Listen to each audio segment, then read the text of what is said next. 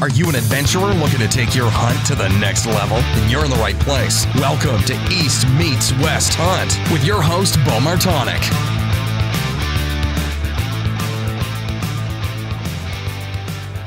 Hey everyone, Bo Martonic here. Welcome back for another episode of the East Meets West Hunt podcast. On today's episode, we will have Jameson Curtis and Kelly McGraw of Wild at Heart Outdoors. And as all you whitetail hunters know right now, it is sweet November, and it's the best time of the year to be hunting whitetails, or at least the most exciting time, that's for sure. It's been a pretty good season so far here. From the aspect I've gotten to get out quite a bit and just kind of get some tree time in, especially over the last week here. But as far as from an action standpoint, it's been relatively slow in the Pennsylvania big woods here. So the weather hasn't really been extremely great for us. We've had some warmer temperatures and a lot of rain, just downpours a few of the days. And it's really hindered the daylight activity of the bucks, it seems like. So as I'm recording this right now, it's November 2nd. I still do have the rest of today to hunt. I came back at lunch to record this. And then I have half a day tomorrow before I ship off to Alberta. But I'm really excited about tomorrow morning's hunt with the temperatures dropping significantly with a high in like the 40s, and should be around freezing tomorrow morning, which is excellent for hopefully getting these bucks on their feet. So it's, like I said, it's been really slow. I've been seeing some does, and that they don't seem to be bothered, or haven't had any bucks coming to check them out. Besides this morning, actually, I was sitting in an apple tree setup. There's like a valley that runs down into the bottom with, I don't know, maybe 8 or 9 apple trees there, but only one of them has a lot of apples left. It's kind of like a winter apple tree, and these does bed right on the outside of it. So I decided to go back in, as my cameras last year showed November 2nd had some big ones moving in daylight, coming in, checking out these does. So I went in there to sit, and as soon as it got light, there was already a couple doe out in front of me. And it's really tough to hear because my blind's literally right on the edge of the creek, or the creek that runs down through. And normally I would just step up from the creek into the back of the blind to reduce scent. But with all the rain we've had, I can't even walk in the creek there with regular rubber boots, leather boots, anything. So, but anyways, the 2 doe that popped up there this morning, normally there's 3 of them that were bedding in there, and it seemed like the 2 younger ones were left. And I couldn't hear real well with the crick there, but I started hearing a noise and realized that they were bleeding, and at least one of the does was bleeding. And so I was hoping, I'm like, oh, that should bring something in, but something was kind of off with mother being missing of these 2 younger does. And then a little bit later, probably about 30 minutes after the does just kind of wandered off, had a small 8-point come in, and I ended up bleating him in right to the blind about 10 yards away, maybe even closer. And he just kind of wandered off down the trail.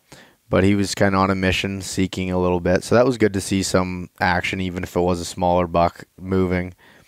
I got out here, and again, I was planning on an all-day sit, but realized I'm running really low on time to prepare here for Alberta, so decided to come back in and get this podcast finished up here. And I pulled my camera card that's on a scrape on the outside of this orchard. I had a real nice 10-point there this morning at 4 a.m. cruising through, so maybe he scooped up that doe, the mother, sometime this morning and chasing her around.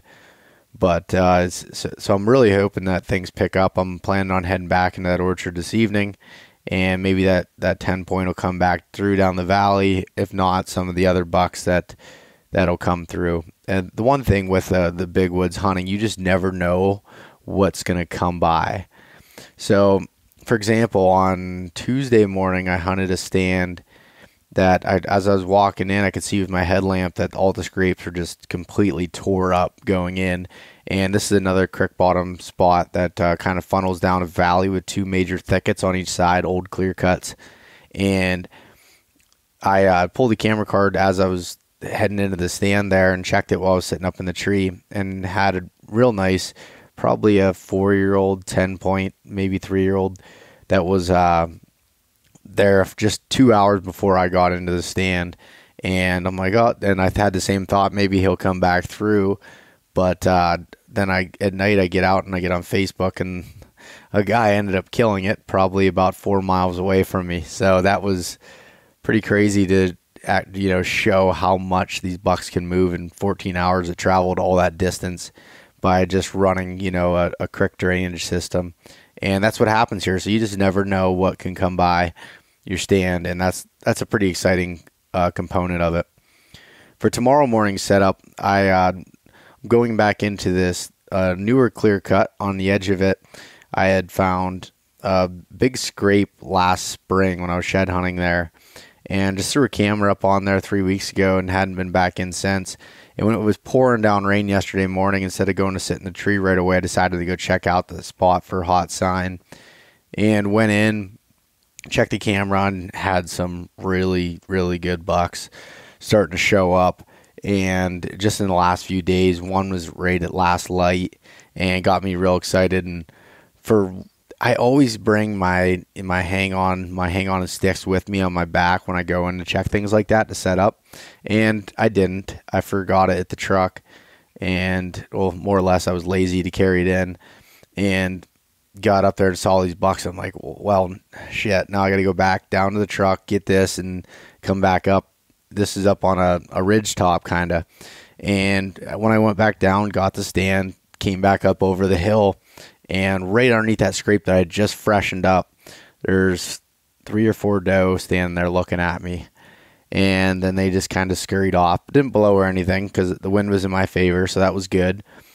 And I was kind of discouraged about it, but I set up anyways right there, I was 38 yards from the scrape, and right on the edge of the hill. So I never want to set up like in the middle of these clear cuts. Usually want to set up on the edge of it so that then my wind can blow down kind of over the hill behind me, or depending on how the thermals are, they'll go straight up. But anyways, I set up there, and by the time I had my stand up and just hung my bow up, the does came back in, and I was right in the middle of their bedding area. I mean, they hung out there all afternoon. 11 a.m. I saw them. I saw them again at 1 p.m., and I was just ready for one of them bucks to come check it out, and they ended up nothing ever came through besides a spike came through cruising, which I couldn't even have shot him if I wanted to, right before dark. But with Saturday coming up here tomorrow, everything looks good with the weather, drop, temperature, hopefully get some of these big guys on their feet. And like I said, I mean, there's some really, really good deer that have showed up out of nowhere. So I'm excited to see, how that plays out. But I've got limited time. I can only hunt till maybe noon at most before I have to come back, wash all my clothes, pack up my bags, drive to Pittsburgh for a hotel room, and then I fly out super early in the morning on Sunday. So that'll be interesting, but I'm really excited to head up to Alberta and get that kind of going here. It's kind of disappointing to leave Pennsylvania at the time that it is. I mean, hopefully, even after this releases, that I would have had one already, but you never know what's going to happen. But after I come back from Alberta, I will have the last day of the season, Monday, November 12th, to hunt if I do not fill my tag before then. So that's good at least. But other than that, that's kind of the update we have going on here. I think you really learn a lot from this conversation with Jameson and Kelly with hunting big woods mountain bucks. So check it out. Let me know what you think, and we'll go from there. Thanks. We're back for the second part of the episode here with the Wild at Heart gang. So back here with Jameson and Kelly, And if you haven't listened to the first part of this episode, I'd recommend it to get the full background on these two. I really don't want to hear them talk about themselves any longer, so we're not gonna get back into their background here. But the first episode was all about the Western hunting and then also Wild at Heart as a whole. But we grew up in Pennsylvania. We grew up in the Appalachian region of Pennsylvania, and we're going to talk about whitetails. Let's do it. Let's do it. Amen. So, all right. I don't know who wants to start here, but the thing I want to start off with here is we grew up in similar areas here in Pennsylvania. We're only about an hour apart from each other in the Appalachian region, which is a lot different than your typical whitetail country, and kind of dive into why you guys decide to hunt here when you can hunt other states or farm country or anything else. Kind of dive into that a little bit. Want me to start it off? Yeah, do it.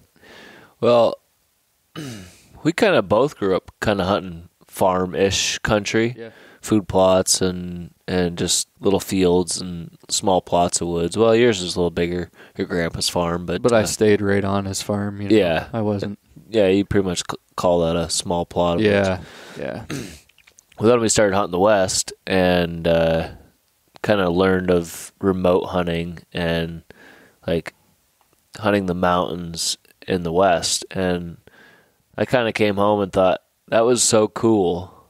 Like, why can't I kind of get a glimpse of that here in Pennsylvania? So I pretty much went on Google Earth and looked at topos, and I found the most rugged country in our area within like probably an hour drive from my house that I could find. And I went in on a wave runner the first time I ever went in and started hunting this super rugged country. And that's when I actually shot probably a 150-inch buck. I never found it. I hit him bad, and it was total luck that I did. It was the very first day I ever went in there and hunted. I hit a monster, and from that day on, that same year, I had 2 mature buck at 45 yards. Never shot at them because I didn't want to wound another deer.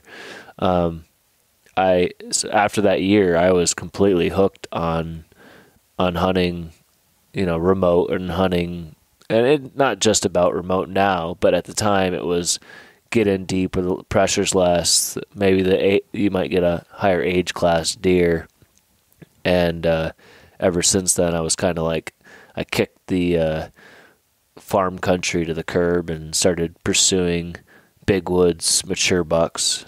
Yeah. And that's kind of what led us to where we hunt now and why we hunt. Mm-hmm.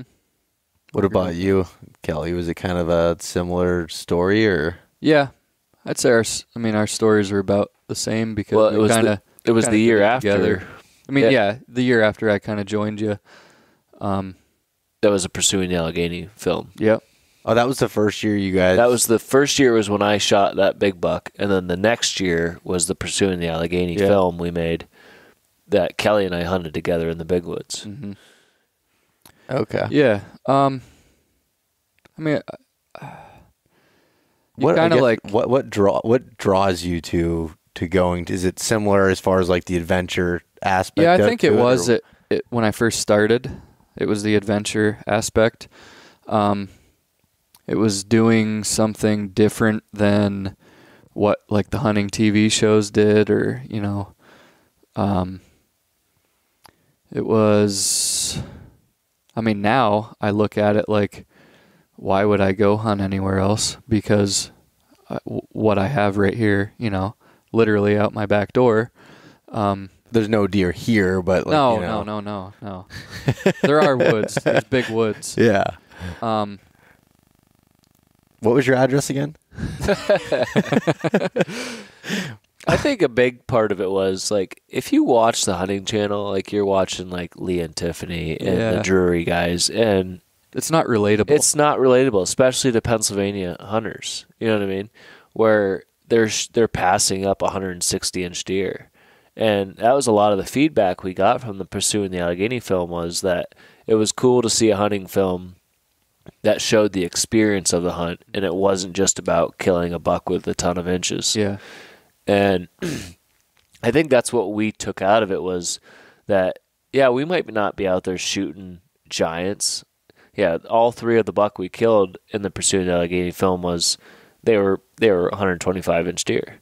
Mm-hmm. But the reason why we were so pumped about it was because we had such a good time and a fun experience killing them. That's what made up for them not being giants. Yeah. And I think in that starting off, that's kind of what hooked us. Is like we emphasized less about the size of the buck and emphasized more about the experience that we had doing it, killing them. Mm-hmm. Yep. So that was what hooked us at first. Okay. And with the Pursuing the Allegheny film, you guys had actually used a boat to cross, a lake basically and go into some of these remote locations. And you touched on it a little bit before. You're like, yeah, we probably could have hiked into these spots just as easily, or maybe easier with, less time. No, we could, because I killed a buck last year by doing that. Yeah, I did. Yeah, it was better. It was a better area. You just had to hike in from the road, and you could access the bedding a little quicker than coming in by boat. And I did that last year. I hiked in and shot a buck. Good 130-inch 8 there last year. So, but so you used a boat, which is not something people typically use. Whitetail hunting. Again, you don't see Lee and Tiffany taking a boat out to their cornfields, to hunt. And then in addition to that, you were camping. You camped out on the mountain. Did you stay for a whole week then? Was that? We would do like long weekend trips is what we would typically do, 3 days or so. Okay. And so you're taking all this aspect of just different things, pulling some things from the West, taking some just off the wall things, using boats and everything, and applying them all to whitetail hunting. And I don't know, to me that makes it fun, doing these different things that are, again, challenging. I mean, it's not extremely comfortable sleeping in 20-degree weather at night or anything else, but it just adds to that whole again, adventure aspect. And I don't want to bring anybody to Pennsylvania because there's not any deer or anything, but there's some mature deer to be found in the Pennsylvania big woods. Yeah, and it's getting better every year. Better, yeah. Yep. And I think just to add like one thing that drew us to it, especially that year, and we've changed our style since then a little bit as far as our hunting style goes. It was just like so far, like so you go camping and you stay out there, you're making campfires and stuff, like you're not spraying down with scent killer and wearing scent lock and putting your ozonics up like you're supposed to do to kill big bucks, like you stink. Yeah. But it was just like we threw all the cliche, cliche. I think we were just tired of it. Yeah. We were tired of you have to do this if you want to kill a big buck. Food plots, scent killer spray, and all the gimmicks on the commercials on Hunting Channel. I love it. It was that's what I love. Like you guys talk about this because don't tell me you use the Nutcracker call. Yeah, you ever see that? Yeah, I have. The acorn cruncher. Yeah, the acorn cruncher. It so cracks me up so much. Like, here's a little tangent we're going on, but I don't care. It's I see it all the time. People are like, oh, you don't. What do you do for scent control and stuff? Yeah, I tried it. I wash my clothes in scent-free clothes, and I try to do the best I can.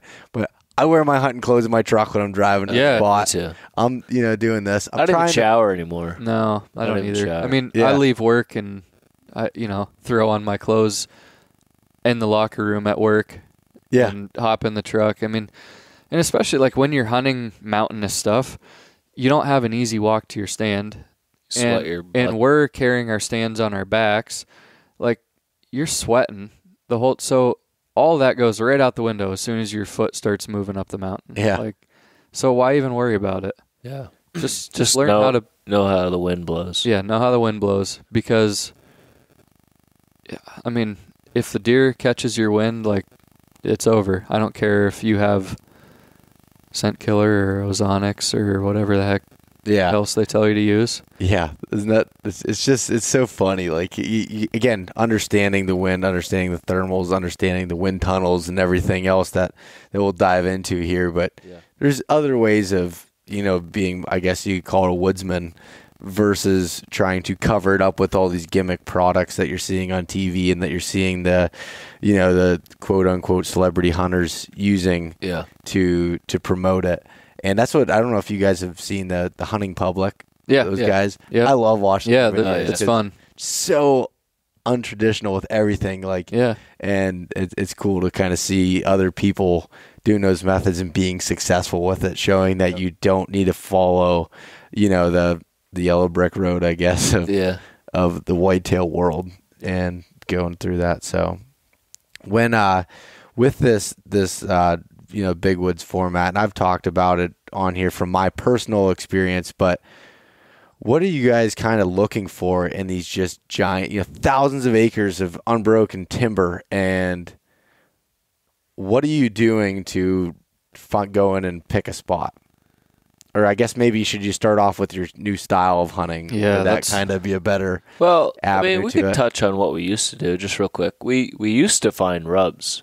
Yeah. Like we would go into an area and pick it apart, and we would find rub lines, and we would pick the rub lines apart, and we pretty much would try to find bedding in relation to what. And when I'm talking rub line, I'm not talking like 4-inch diameter trees. I'm talking like 10-inch. We used to find rub lines with consistent like 10-inch diameter trees, and we found them a lot. Yeah. And it seemed like every block of woods we'd go in, we could find at least one giant rub line. And we used to try to pick apart bedding and feeding by the rub line, and that's kind of how we thought maybe we were hunting mature deer. And it never really panned out for us. I mean, I would say if we would have spent more time in those areas, maybe we could have been successful, but it was just too far from home to hunt it, often to be able to be on those deer, because you can't just probably sit them one time and expect to kill them. But then from there, it moved into all about bedding, just knowing how big bucks or just deer in general as a species like to bed. Yeah. I mean, it's like the consistent thing. So if you don't, I look back at any buck I've ever killed or all my hunts previous to us starting this new hunting style a couple years ago, like any buck I killed was luck. But I can look back at those bucks that I killed and put 2 and 2 together of why I killed them. Like, without knowing where deer bed, you don't know how to access your stands. You don't know what winds you should be hunting it on. There's like a preconceived thing of like I look at it now as like, people say I need a north wind to hunt the stand. Chances are that's the safe wind for the hunter. Chances are that's not the wind that the deer are going to be there on. Mm-hmm. If that makes sense. It's like good for that trail and that stand it's site. Like keeping the wind in your face. Where now, like when you're hunting bedding, you are like flirting with disaster with your winds. Like I think, and I just want to say, like, we are not experts at this. Like, so I don't want it to seem like I think I am, but I've done a lot of scouting, and when I say we've done a lot of scouting, and 2 years, almost 2 years now of hunting this way. Like, you don't need to see it happen. I mean, when you see it, the same things time and time again, you're like, well, this makes sense. Yeah. I just need to get better at setups, is what you tell yourself. Like, the setup is the tough part. Mm-hmm. So with this bedding, where are you looking for the bucks to bed? Is there like a typical terrain feature that you're looking for on the maps ahead of time, or what are you kind of looking for buck beds in the mountains? Upper end of the mountain, the tops of the mountains. Those. Well, I mean, we'll just throw a name out there because these aren't our ideas, but obviously Dan Infalt is the king at this. Yeah, and it's where anything we've learned about buck bedding is been because of Dan and Fault. Yeah. But Dan and Fault giving us the information that we need, and we took it out and we put, we applied it. Yeah, we applied it, and we made truth of it too, because we'd go out in the wintertime on certain wind directions and go find all the beds in the snow and say, why are these deer bedding here? What wind direction? What's the wind doing? What direction are they facing? Mm-hmm. And then the next couple of days we get a different wind, and we go out in those same areas and find different. You remember we did that in the state park? Yeah. And on the next day it was a different wind, and all the bedding shifted to the other side of the ridge. So I mean the deer move, and especially and I can't speak for clear cuts, but strictly in mature timber, Terrain. big terrain features, topographical, like where you have big mountains, and those deer within those mountains move in relation to the wind direction. So, they like the wind at their back, and they like to bed at the military crest where they can see down the hill, or put that steep in front of them and smell what's behind them. And it's almost like if you were a sniper, where would you set up? Yeah, if you were trying to survive, where would you live if you could smell really well? And it's not too often you walk up on a mature buck in the woods, like that you bump does when you're walking through, busting through the woods. It's not too often that you're like crashing through the woods and there's a big buck jumped up out of his bed. Yeah. It's because they either see, hear, or smell you before you're even close to them. Yeah, and they don't bust out like a doe. I think they just kind of crouch, tuck their tail, and slip out.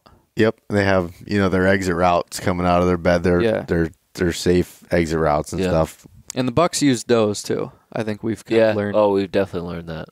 The does are typically up above the bucks.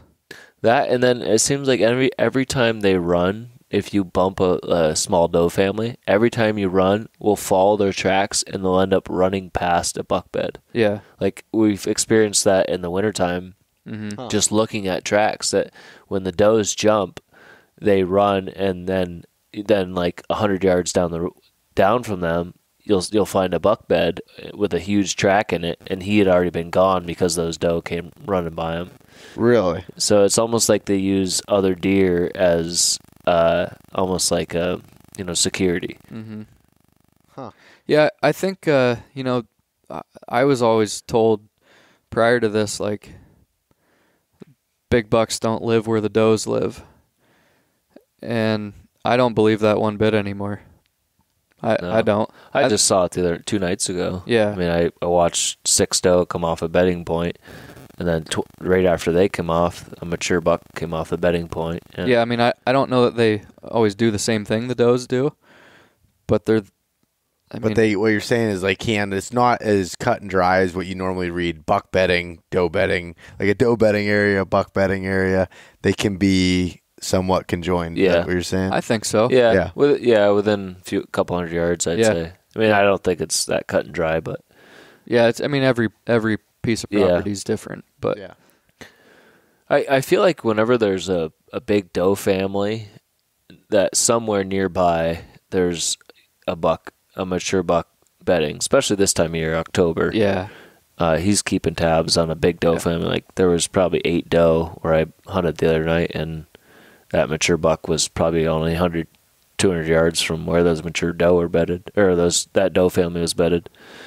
And I was probably within 200 yards of his bed, and he didn't get up out of his bed until 20 minutes before dark.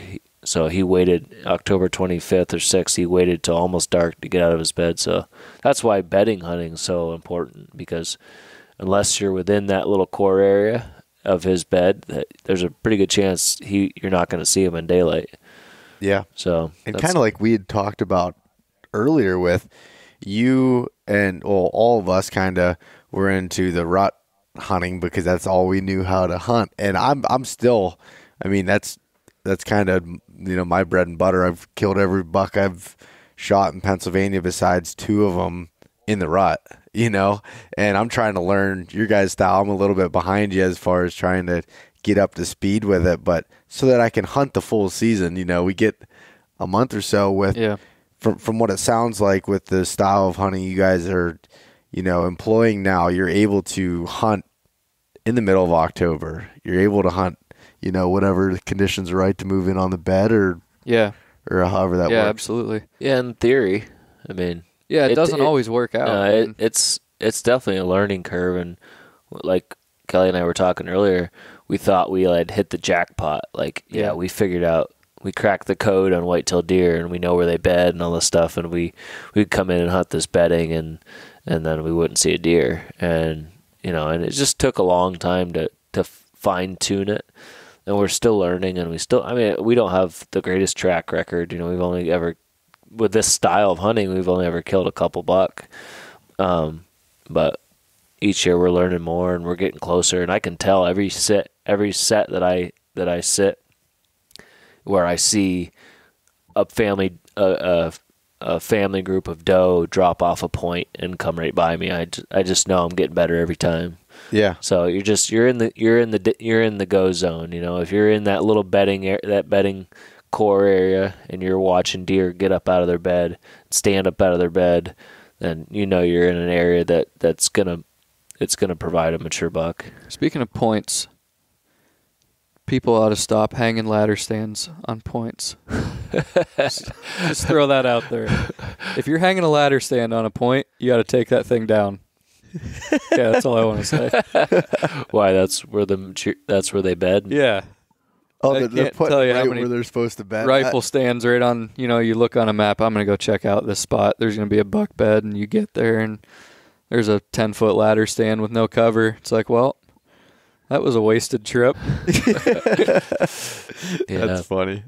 So you were talking about the bucks bedding on points. So are they like right at the edge of the point, or are they off to the side, or does that all depend on the wind? Yeah, I think they kind of like almost have like a radius that they're kind of going around the point and bedding on. I would say. I wish everyone could see my great hand motions. Yeah. Especially with like big spine ridge points, sometimes it provides multiple wind beddings. Say it's a point that runs points to the east, and you get a lot of westerly winds here in Pennsylvania. And maybe you get a lot of westerly winds anywhere, but with a westerly wind, that wind comes right to that point, and then so that buck could bed right on the point, or on a southwest he could just shift a little bit on the other side of the point, or on a northwest he could just shift on the south end of that point, and he could always have that wind true to the back of his head, and he could keep that point as his core area and not have to move a quarter mile or a few hundred yards just to find a different bed. He could stay in that core area on multiple different winds and feel safe. So yeah, within most of the time they just like to be at that military crest and have that wind at their back. So if that bedding point offers bedding for multiple winds, I think they like that better. So when you say military crest, kind of explain a little bit what that terrain feature looks like that they're bedding on. So a lot of times, I think, and it varies on the terrain, but a lot of times if you're at the very top of the ridge, and a lot of times the ridge kind of like makes this kind of roly-poly down off the top, and it comes downhill, and then there's a point where the contour lines on the map just start getting really tight, or you're standing there on the hill and all of a sudden it just drops straight off to the bottom. Like at that point, those buck are going to be somewhere in that 30 yards of that military crest. He might be just down off it. He might be laying right on it. Mm-hmm. He might have a little treetop on his back, or something there to break up, something seeing them from the top. Mm-hmm. But break up his kind of outline. Yeah, and I think they like to know that nothing can see them from the top of the ridge. I'm sure they know that predators, their main predator, which is in Pennsylvania especially, is the human. The hunter, is the guy that walks the ridgetop. What hunter doesn't get up on a ridge and walk the ridgetop? To cover ground, it's easier walking, And, so I think, for one, they like to be in that little wind tunnel where the wind swirls and they can kind of smell what's above them or below them. And also they like to not be seen from the guy walking the ridgetop. They like to get out of sight from that, but be able to smell that guy walking. Gotcha.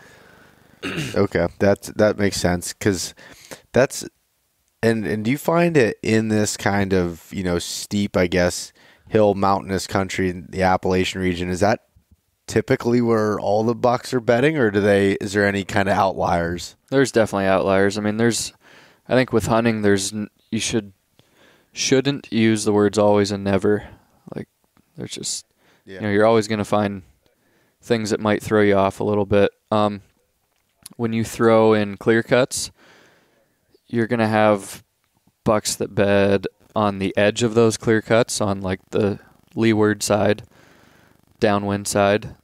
They may bed inside the cut if there's like a transition line or some standing timber that wasn't cut. Like you were talking earlier, you're finding them like in like big swampy, like beaver dam. Valleys, they're probably bedding like on the downwind side of thickets, or right. Yep, exactly right. As it gets like thick down towards the bottom, they'll bed either on the bottom. Usually, it's on the bottom end of it actually, or it can be right on the top end of it. All depends on kind of how the wind is working through the valleys and the steepness of the terrain.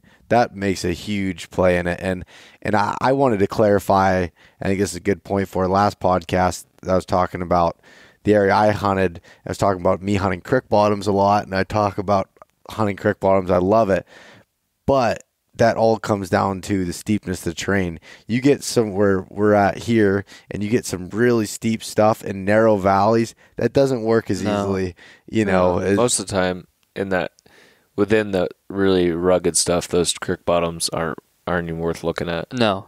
Yeah. No. Yeah, exactly. And that's something I wanted to... Most of the time, you can't even walk through them. You know what I mean? Like, if you were to try to walk up the drainage, it's just so thick and so, trees down or something. So if you can't walk through them, the deer pretty much aren't using them. Yeah. No. They're crossing them, but not running along parallel with the creek, like you're hunting. Yeah. Yep. I gotcha.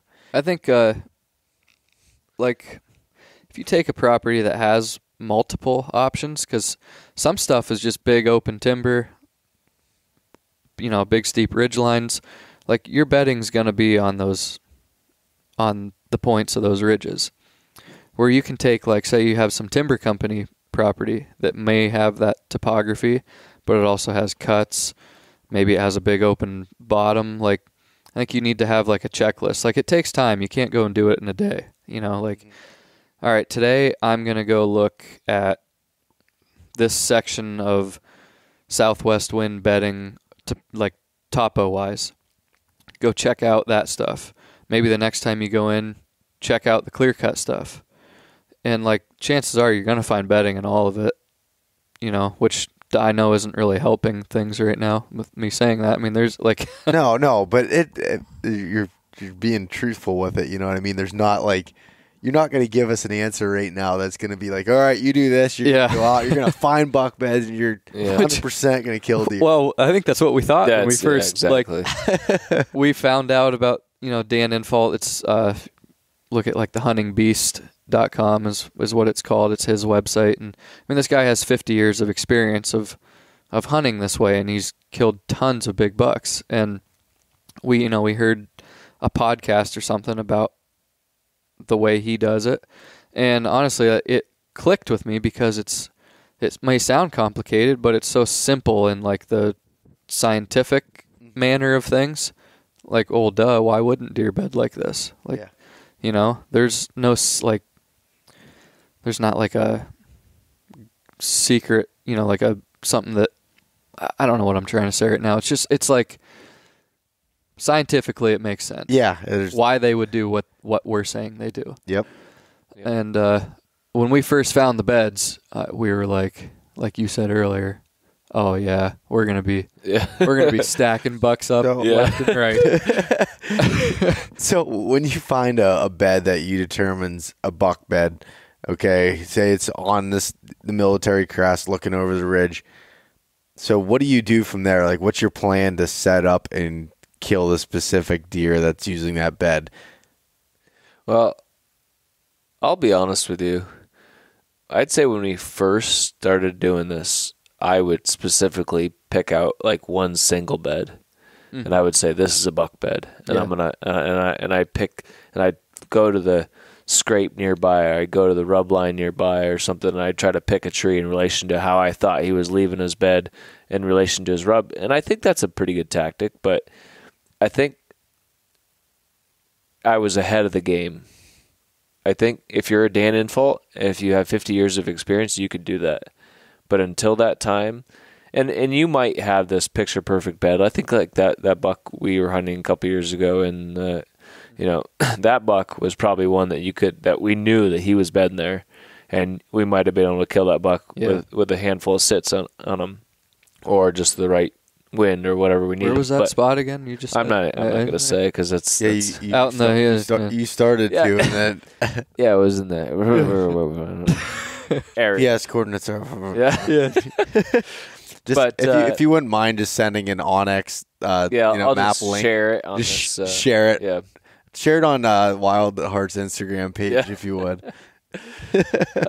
So at first, I thought we were hunting like buck beds. Like we found big tracks in the snow kicking up a buck in the wintertime. And I think that might apply, that comes into play, and maybe it's worth hunting. But then from there, for me, and I don't know if you could say the same, Kelly, but from there it transitioned into just consistent bedding. Like you take this picture perfect southwest bedding point, and it's stacked up with like 10 beds. And yeah, it might not be a buck bed, but it's good bedding. And that, like, you might hunt that in November, because maybe it's just a big doe family that lives there. But it's a super consistent bedding, and I think a buck might use it at times, or bed within the area of that doe family. But for me personally, until I get better at hunting specific buck beds, for now I'm hunting just consistent bedding areas, I should say. Yeah, where you're hunting more of a big doe family or a doe family of 3, and then over here you got another bedding point of a doe family of 3, and somewhere along the line in there's probably going to be a buck bed. But if you're in that little area of that bedding zone of those deer, there's a good chance you might see that buck that's hanging out or bedding in that area too. This upcoming scouting season, one thing like I want to do that I think will help is, I've watched we have a friend name's Joe Ranke. Just watch what he's done. Like when he scouts, he hunts. Like if it's March, he sneaks his way in. I can't tell you how many times he sent me photos or videos like through his binos of a buck bedded. Like sneaks in, and the buck never knows he's there. And I was thinking like he killed a buck already this year, but I was just thinking back to like his first couple weeks where he was like, seemed like every night he was on a mature buck, like would see a buck or, drew back on a buck. And I think that helps in a way. Like if you, like most of those deer, I feel like he had seen where they laid. Yeah. Like it was visual confirmation. You know what I mean? I think it probably helped him when he went in to pick his setup, if that makes sense. Yeah. I think it's one thing I want to try and do a little bit more. But I do agree 100% with what you're saying about bedding areas. Because a lot of times these points, or you shouldn't even just say points, like they'll bed just on steep leeward ridges on the leeward side of, it can just be steep. And they definitely move around a lot. I think in hill country, you're not going to usually find like a big wore out, right down to the dirt bed that a deer's in all the time. I think like you probably find that more in like swamps and, things of that nature. But I think they just have a lot of options as far as, and it might only be 20 yards that they move, but that's why it's important, I think, to just look for bedding areas. Yeah. Don't focus so much on finding this wore out dirt patch. And I think that can be good. if you want to try to kill buck in October, Mm-hmm. and I think until I get better at actually knowing where and maybe even putting eyes on a buck, until I get better at that, I'm more or less going to hunt that consistent, really consistent doe bedding, or if a buck bed's there too. Just that, I mean, sometimes you just walk up on a bedding point and you say, this is a bedding point. Like, you see fresh beds, there's hair in the ground, and you just know that it's one of those spots where a bunch of deer lay all the time, on that wind direction. And until you get better at actually knowing where one specific buck is bedding on a wind direction, you kind of just rely on the rut and hunting that doe bedding. Like, you kind of just say, well, until I get better at it, I'm just going to hunt this really consistent doe bedding in the rut. Mm-hmm. And then that there's a really good chance that a buck's going to come check on that doe bedding, late morning or middle of the day or whatnot. And I mean it's a big switch, like from your normal mindset. It's redefining the way you hunt whitetails, really. And it's not easy. Like, I know, like, we're not hanging stands. We hang them when we hunt them, and then we pull them down when we leave. Because we kind of realized, like, when you're pushing that close to bedding, like, you don't get a lot of chances. It's probably the first time you do it. So you kind of need a lot of spots, because, like, your first sit's your best sit. It's all like the element of surprise. Yep. Because if there is a buck bedding there, and you go in, you hang a set, and let's say he comes by, let's say he doesn't even wind you or anything, and you think you slip out of there, there's a very good chance somehow, some way, he's going to know you were there after you left. And I bet you he doesn't do the same thing the next day. You know what I mean? Yeah. They don't get old for a reason. Yeah. So, I mean, that's a lot of work. I mean, I'll be honest, at the end of archery, I am ready to be done hanging stands and lugging a tree stand around the woods. Like, it's tough. Uh-huh. It's a grind. Yeah, and it takes a lot of practice as far as like becoming efficient with it. Everything with the way you guys are hunting is about efficiency. From what I'm seeing from the outside, and with me dabbling in a little bit, I learned you need to be on point and have your shit together as far as like organize what you're doing, going up and make no sound and everything else, because what you're doing is high risk, high reward type sits. And, and it can be very easily, it can happen very easily where you mess it up. Oh, I've blown up more hunts than I've probably sat in. Like, I've ruined more hunts before the hunt started. Yeah. Since we started this style, like, especially last year, I guess, when I first started, it took me a while to realize that I wasn't scouting anymore. That, like, to know when to stop. Like, stop going any farther and hang your set. It took me a while to realize, like, 'cause there was the first few weeks of last season, it seemed like every other time I'd go out, I'd bust up bucks or does out of their beds, like, and not to say that's always a bad thing, but it's not ideal. Yeah, but we've kind of learned too, you can still hunt it. If you're going slow and they don't wind you, like, so I'm looking at it now as like, it's almost a good thing when I bump a doe out of her bed. Like, all right, now I know that if there's deer bedded back this far off of all the really good bedding, that means they're probably stacked up out there. Mm-hmm. So you just let her go, hang your set anyways. In the 2 hours that goes by, like, they forget about it. My two best hunts last year, that thing happened. I mean, I was halfway up my tree, and a buck came to hit the scrape that I was next to. He spooked and blew. Mm-hmm. Then like 3 doe blew and ran out.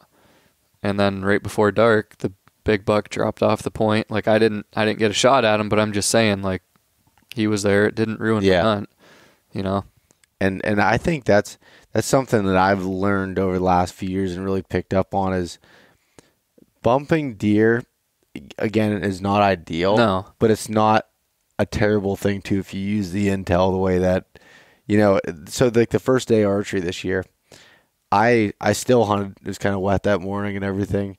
And I just walked slowly through. And I do a lot of this, too, as the season goes on, is I'm almost... Again, I don't want to say I'm trying to bump deer, but I want to see where the does are bedded at when it comes closer to the rut. And again, this is in the same sort of country you're hunting. And even though some of my spots are steep like that, the specific area I'm thinking of is a little bit gradular hills. I'm going through trying to locate these does, and by doing that, I'd come into this valley that I had considered a buck bedding area where there's a bunch of rubs and beds and everything else in there. And I had snuck in there the first day and ended up getting within it was 22 yards of this. It was like a 2-year-old 8-point. He popped up because he saw me, but I was going so slow walking through there that he couldn't figure out, what I was. And I could have shot him. He bumped out like 5 yards and just stopped and was kind of looking back and then just walked away with his tail. Like he's like, something's not right there. That was moving. But I can't tell exactly, what he is. Yep. And I guess what I was trying to get at with that story is when you do bump them, it's not ideal, but it's not the end of the world with it. You learn something, and sometimes setting up right then and there, if it's a buck that you wanted to kill, or like you said, with the stages of the does being bedded, with your theory on the does bedding a little bit higher sometimes than the bucks on the ridges.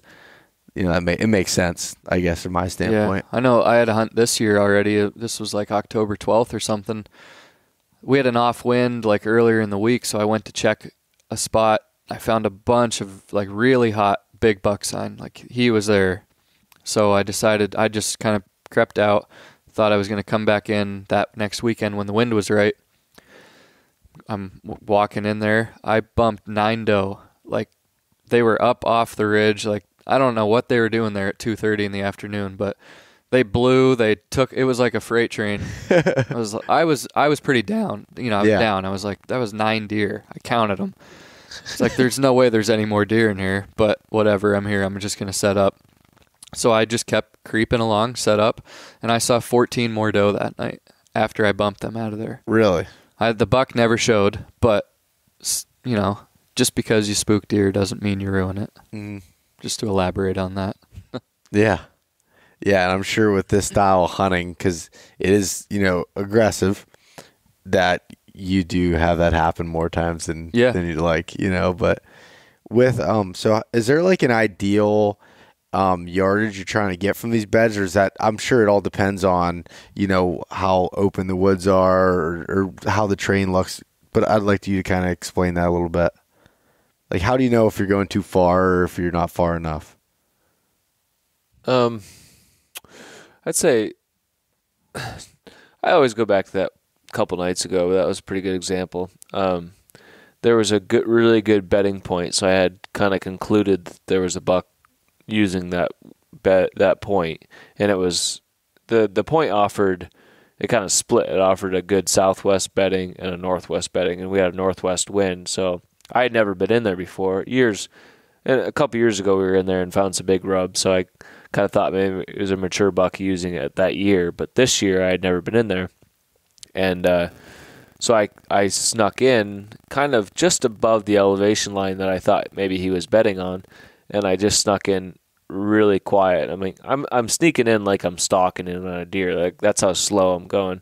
Once I get within maybe a 400 or 500 yards from that bed, and then the whole time I'm glassing, looking for rubs. This is for like a new area that you've never hunted, and so as I'm coming down, I'm looking for rubs. I start picking up rubs and good rubs, and I feel like it's a mature buck making the rubs. So I when the sign starts getting pretty heavy, the rubs are getting closer together and the rubs are getting more frequent and stuff, and I feel like I'm maybe within 150 yards of that bed. I don't really think I pushed too much closer than 150. I mean, maybe a little closer, maybe closer to 100, somewhere in there. But you get any closer than that, then you're risking bumping them when you're hanging your set, I think. Yeah, but I think for the most part, they're not going to move more than 100 yards, 100, in the daylight. Yeah, especially earlier in the season. Earlier in the season, yeah. Yeah, I mean, rut's a different thing, but that's a different ball game. Yeah. Yeah, I mean, you got to be close. So I'd probably set up on that buck within 150 yards, I'm guessing. And I still saw him when he left his bed. Yeah. But he didn't leave until 20 minutes before it got pitch dark, and then he went and chased some doe and made a scrape and rub. But yeah, I would say I'm just looking to be within 150 yards of him. So when he gets up and hangs out in his maybe 50-yard area around his bed in the daylight, if that's what he does, you might get a chance at seeing him or getting a shot off if he comes your way. Yeah. So. Huh. Yeah, that's such an interesting way of looking at, I guess, whitetail hunting. And I mean, again, there's the big woods is a whole different story to begin with, and then you throw in hunting, buck bedding or hunting bedding, I guess. That's just a whole nother aspect that's, it takes a lot of time and preparation out of the season, out of having a bow in your hand to get to that point. It takes a lot of scouting time. Mm-hmm. A lot. Like, so my scouting time has went up substantially since we've decided to hunt this way. Mm-hmm. In like March, April. Yeah, we put in a lot of time in the springtime. Yeah. Just finding those really consistent bedding points or bedding areas, or sometimes we think we find a buck bed. And that's when we like to find our beds is in the spring. Yeah. A lot of they got their winter coat shed, and you can see a lot of hair in the ground in their beds, and it's a good time. We All the signs, pretty visible. Yeah. The rubs from last fall are popping real good, and we actually pick a lot of trees at that time too, and how to hunt those bedding. Yeah.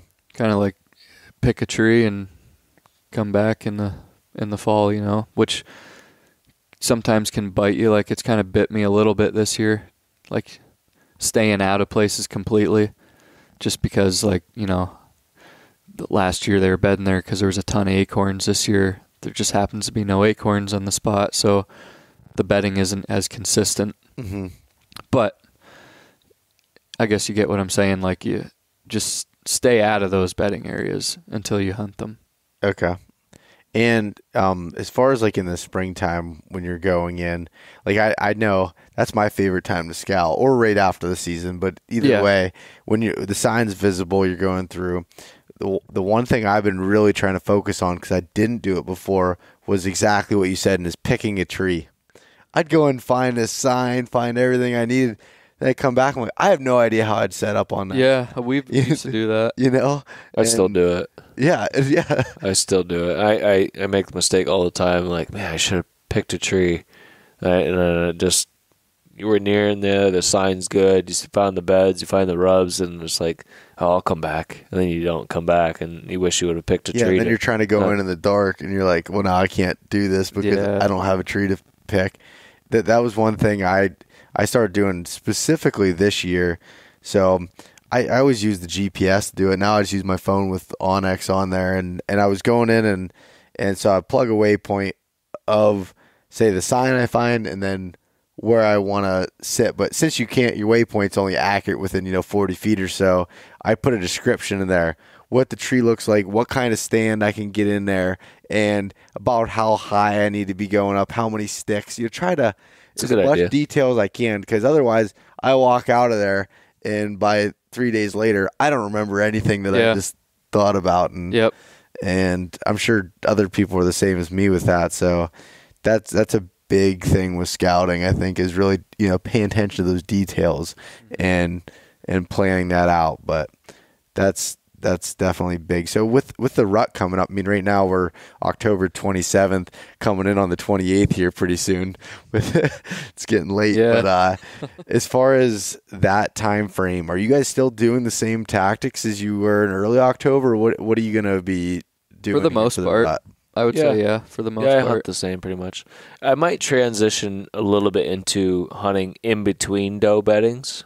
Yeah. Rather than right on doe bedding or buck bedding, whatever I think it is. Yeah. So I might transition into November. Might transition in between hunting like ditches in between bedding points, like 2 bedding points. Okay. So I'm just trying to catch buck.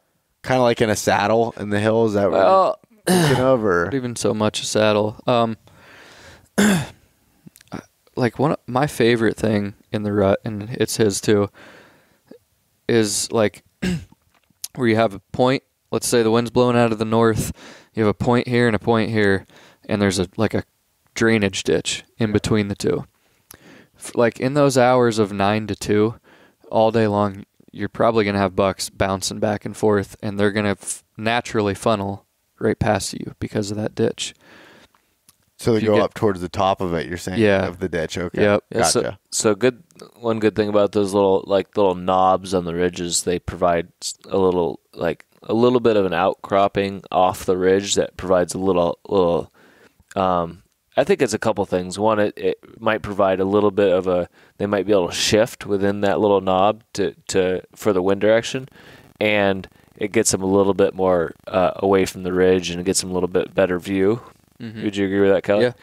So those little knobs on the ridges that kind of just little contour features that jut out on ridges, they like to bed on those little humps.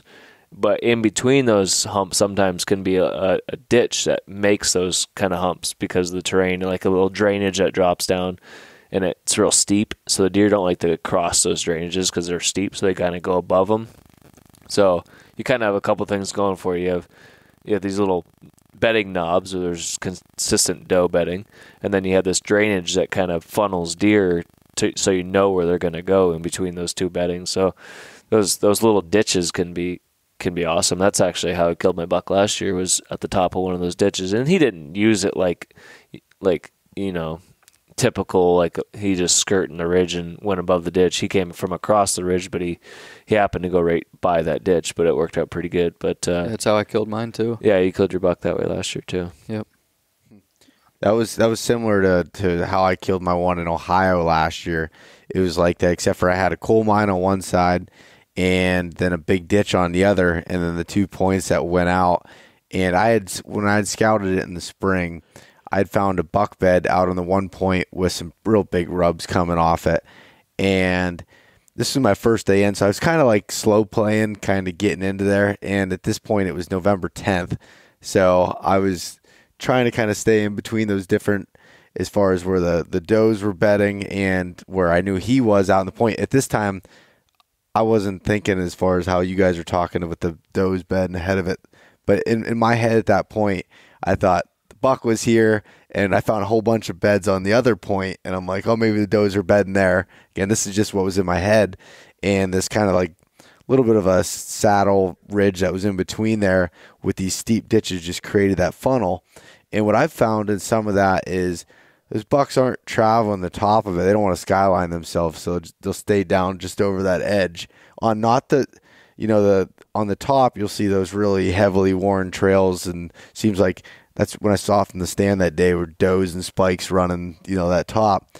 But the bigger deer seem to just go over the edge on the less worn trails that are I saw that happen above the ditch, and again, that was my experience with it. But I ended up killing my buck there. I mean, he wasn't a super old mature deer or anything, but it was a buck, and that's the way that he was using it, and it kind of it was cool to see that play into, I was in there scouting in the spring, find these things and, employ it, I guess, when it came to time to hunt it.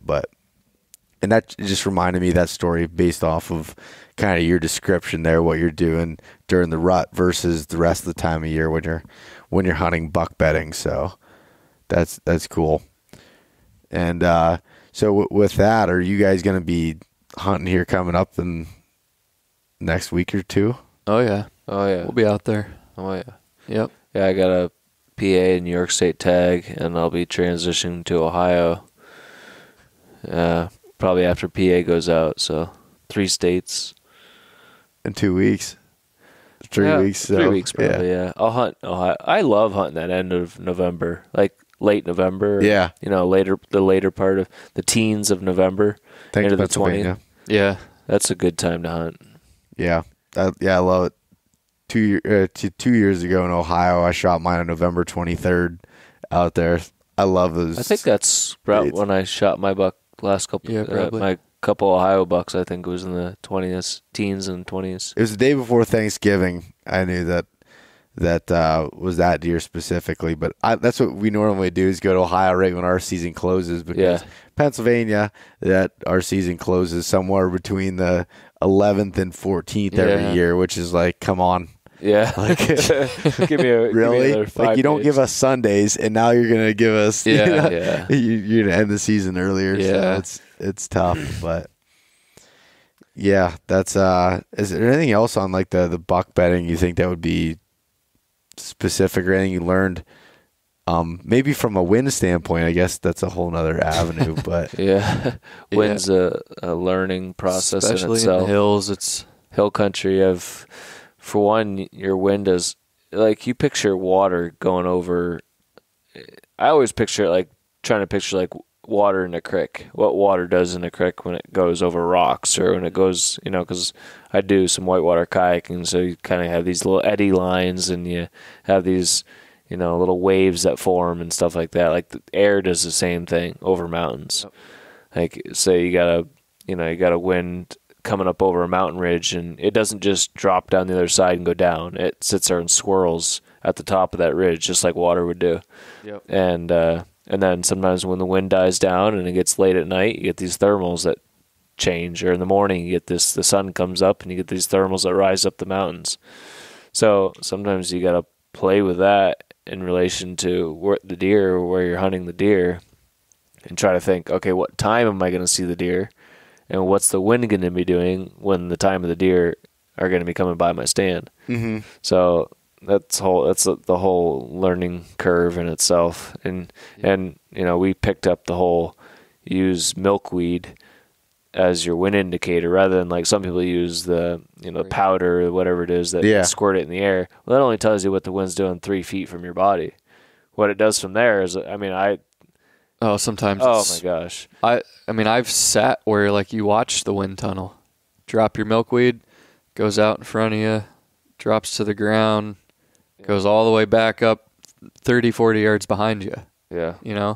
Wow. If you just sprayed your bottle, you'd think it's just... I'd say 99% of the time, the milkweed goes out away from your body 3 feet and then does something completely different from there. So that wind checker, the powder, only tells you... it's not giving you... So when I'm using my wind checker and I'm like, how did that buck smell me? The wind was perfect. Yeah. It may not be. Probably was. Oh, that milkweed, if you get some real dry, you get the milkweed, pick it off the pod and dry it out, and use that one little piece and pick it out of that pod and let it go after it's dry. That thing pretty much will tell you what the wind's doing within 80 yards of you. Yeah. It'll float. So can you buy milkweed anywhere, or are you actually I don't getting think it so. yourself? Yeah, we just pick it. You just pick it yourself? Yeah. Okay. Seems to grow along the roads a lot. Yeah. For some reason. But Yep. it works pretty good. Yeah, one thing too, like you should probably touch on is like the whole wind tunnel thing. Yeah. I know we didn't really touch on that about where bucks bed, but they're bedding right in the wind tunnel itself, because they pretty much can smell all around them, below them and above them. Mm-hmm. Like what happens when the wind comes over the top of the hill is, this is going to be hard to speak about without you seeing what I'm doing with my hands, but yeah. You could YouTube wind tunnel or something, and you'd find, there's like visuals on there. Does Dan have any videos? Yeah, Dan does have, the Hunting Beast does, but the wind comes over the top of the hill, and it's almost like it catches like an eddy line, like you said. There's like resistance, and then there's no resistance, and it almost like tumbles. Mm-hmm. Almost like front flips. Yeah, and then comes back up in like eddies right there. It does a big swirl. Mm-hmm. And it also plays wind speed. Yeah. I mean, it's scientific. Yeah, this is something that's going to be more than what we're going to be able to see here. Yeah, I mean, it's something like we're learning. Yeah, it's going to take a lot. If you have, like, say you're set up on a real steep drop on a ridge and you have these real light variable winds, like sometimes your winds will drop straight down and sometimes they'll be going up, like back up to the top of the ridge. Like, that's just what happens in light winds because it's just not consistent. So, but if you get like a strong 15-mile-an-hour, consistent 15-mile-an-hour wind, your wind's pretty much going to do the same thing. It's going to have a strong wind tunnel, and you can almost play that wind tunnel, somewhere on that ridge. But that light wind kind of varies and does all sorts of things. But I've hunted buck where it's like 15-mile-an-hour wind, 10 to 15-mile-an-hour wind, and I've actually, like, say your wind direction's blowing from the north and the deer are coming below you to the south, like, so the deer should be winding you, but because of that wind tunnel, I knew I had a 15-mile-an-hour wind where the wind is swirling and pushing back up to the top of the mountain. I played them high, even though the prevailing wind should have been blowing to them. I played them high because of the wind tunnel, and I've had them skirt by and not smell me. So it just wind speed and where you're at in the elevation and on how far down you are from the top of the ridge, it all plays. It's just something you got to go out and experience. Like, go out and throw some milkweed out there. And mess it up a few times. Oh yeah, yeah, more than a few times. Yeah, most times. Yeah, yeah, that's cool. Well, what else? Is there anything else from a whitetail standpoint you want to cover, or I know we could talk all night on this topic, but I think right now we got good enough into that kind of how you guys are diving into the buck bedding and how that applies to mountain hunting, which the only person I've ever heard talk about that is Dan. And like I said, you guys said you learned a lot from him and then are just applying it to your own, exactly, home ranges, I guess, and seeing what happens. And I think that applies to everybody, no matter where you're at. You can take, techniques from guys like Dan and kind of apply it to your own thing, but it's all experiencing. It's all in what you are seeing and trying to learn from it, and not, I guess, nothing's cookie cutter. I can't take what you're saying, Jameson, apply it 110% to my situation and it work. Or the same thing with you, Kelly. It's trying to take the concepts of it and things that are scientific, like the wind and how thermals work and the wind tunnels, and see what happens, I guess. Absolutely. So hopefully in the next couple weeks here, I'm going to drop this podcast here on Monday, or this one will probably come out Wednesday, but Monday and Wednesday I'm going to release the 2 right in a row there. And hopefully maybe even by then one of us or a couple of us have bucks on the ground, and that would be nice. What do you think? Sure hope I'm ready to throw October out the window and hit November. Yeah, I'm in the same boat as you, man.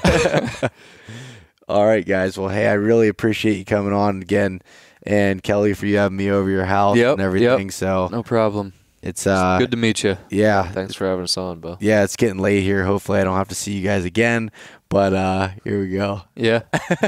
Just kidding. All right, guys. Good luck the rest of the season. You too. Thanks so much for listening to this episode of East Meets West Hunt with your host, Bo Martonic. For more great content and to stay up to date, visit eastmeetswesthunt.com, Facebook at East Meets West Outdoors, and Instagram at East Meets West Hunt. If you enjoyed today's episode, please review and subscribe, and we'll catch you next time.